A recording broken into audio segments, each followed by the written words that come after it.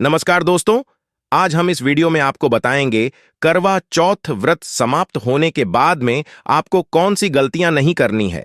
आइए जानते हैं और आपको कौन से कार्य करना बहुत जरूरी है। तो दोस्तों को मेड में जय माता दी अवश्य लिखें। तो चलिए आपको बताते हैं। करवा चौथ के दिन भूल से भी तामसिक भोजन नहीं करना चाहिए। इस दिन कैंची, सुई और चाकू का गलती से इस्तेमाल नहीं करना चाहिए। ऐसा करने पर देवी देवता नाराज होते हैं और व्रत का फल भी नहीं मिलता है। सर्गी के समय ओनायाली चीज खाने से बचें। इससे स्वास्थ्य संबंधी परेशानियां हो सकती हैं और व्रत के शुभ फल की भी प्राप्ति नहीं होती है। करवा चौथ पर अक्सर महिलाएं पीली, गुलाबी, हरी और नारंगी रंग की साड़ियां पहनती हैं, लेकिन इस दिन इन रंगों के कपड़े भूल से भी नहीं पहनने चाहिए। धर्म को जानने वाले विशेषज्ञों का कहना है कि करवा चौथ व्रत के दिन दंपति को शारीरिक संबंध नहीं बनाने चाहिए।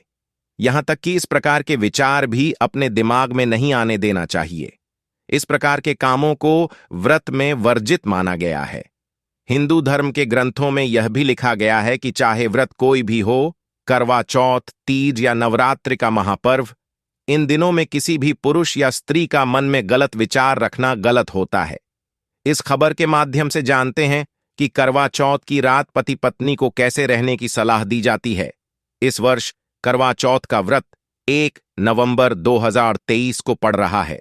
इस व्रत के दिन महिलाएं अपने पति की दीर्घायु और सुखी जीवन की कामना करती हैं। वहीं इस व्रत के दौरान पूरी स्वच्छता और पवित्रता का ध्यान रखा जाता है, क्योंकि यह व्रत भगवान गणपति को समर्पित होता है। इस दिन गणपति के साथ मां पार्वती की आराधना की जाती है। जो भी व्रत अन्य उपवास में लागू होते हैं, वही करवा चौथ पर भी लागू होते हैं।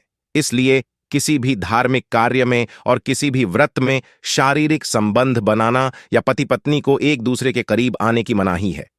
कहा जाता है कि दंपति व्रत के समय अगर शारीरिक संबंध बनाएं तो पाप का भागीदार बन जाते हैं। ऐसा करने पर व्रतियों का उपवास भंग हो जाता है, क्योंकि रात 12 बजे कर वही तारीख और वही दिन चलता है। ऐसा करने से गजानन नाराज हो सकते हैं। एक साहूकार हुआ करते थे। इनको 7 पुत्र और 1 पुत्री थी। पुत्री की शादी होने के बाद वह अपने ससुराल चली गई थी। सातों भाई अपनी बहन से काफी स्नेह रखते थे। एक बार करवा चौथ के दिन साहूकार के सभी बेटे अपनी बहन से मिलने उसके घर गए। जब वह अपनी बहन के घर पहुंचे तो उन्होंने देखा कि उसकी बहन निर्जला उपवास में है और उसने पूरे दिन अन्न जल का ग्रहण नहीं किया है। उसने अपनी बहन से पानी पीने के लिए कहा तो उसने कहा कि चांद निकलने के बाद ही वह पानी पी सकती है। भाई ने देखा आसमान में चांद नहीं निकला हुआ था। यह सब देखकर उसके छोटे भाई से रहा नहीं गया और उसने दूर एक पेड़ पर दीपक जलाकर चलनी की ओट में रख दिया, जिससे यह प्रतीत होने लगा कि चंद्रमा निकल आया है।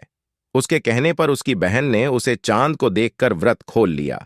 उसने जैसे ही अपना पहला निवाला मुंह में डाला, उसे छींक आ गई। जब उसने दूसरा निवाला अपने मुंह में डाला तो उसमें बाल निकल आया और तीसरा निवाला मुंह में डालते ही उसके पति की मृत्यु का समाचार उसे मिल गया। पति की मौत से वह काफी दुखी हो गई है और उसने निर्णय ले लिया कि वह अपने पति का अंतिम संस्कार ही नहीं करेगी। 1 साल तक अपने पति का शव लेकर बैठी रही ज्योतिषाचार्य ने बताया कि उसने यह ठान लिया कि अपने सतीत्व से वह अपने पति को पुनर्जीवन दिलाकर ही रहेगी। इसके बाद वह 1 साल तक अपने पति का शव लेकर वहीं बैठी रही तथा उसके ऊपर उगने वाली घास इकट्ठा करती रही। 1 साल बाद करवा चौथ के दिन उसने चतुर्थी का व्रत किया और पूरे विधि विधान से उसने निर्जला उपवास रखा। शाम को सुहागिनों से वह वही घास देकर अनुरोध करती रही कि घास लेकर उसे उसके पति की जान दे दें और उसे सुहागिन बना दे। उसके कठिन तपस्या और व्रत को देखकर भगवान के आशीर्वाद से उसका पति पुनः जीवित हो गया। ज्योतिषाचार्य ने बताया कि इस कथा को सुनने से जिस प्रकार साहूकार की बेटी का पति जिंदा हो गया, उसी तरह सभी महिलाओं का सुहाग सदा बरकरार रहता है।